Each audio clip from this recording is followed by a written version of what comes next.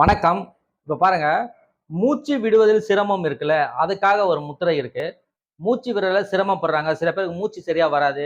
மூச்சுக்குழாய் அடைப்பு, அப்புறம் ஆஸ்துமா, அப்புறம் சளி தொல்லை. இதுக்கெல்லாம் ஒரு அருமையான ஒரு முத்திரை. அந்த முத்திரை பேரு மூச்சுக்குழல். ஓகேங்களா? இதோ பாருங்க, அதை எப்படி பண்ணணும் பாருங்க பாருங்க.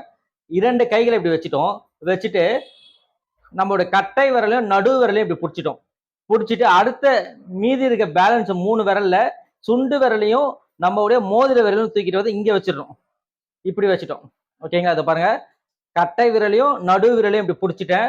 ஆள்காட்டி விரலை ஸ்ட்ரைட்டா வச்சுட்டேன். மத்த 2 விரல்களை இந்த இடத்துல வைக்கணும். இந்த மேடான இடத்துல வச்சுக்கணும். வச்சுட்டு இதோ பாருங்க, இந்த பொசிஷன். அவ்வளவுதான். அற்புதமான ஒரு முத்திரை, மூச்சுக்குழல். இந்த முத்திரைக்கு பேரு மூச்சுக்குழல்.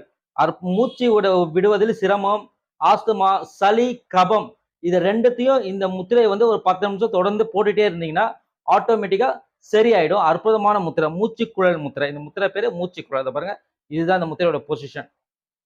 அழகான ஒரு முத்திரை. இதை டெய்லி போட்டு பயன்படுத்துங்க. ஓகே, நன்றி.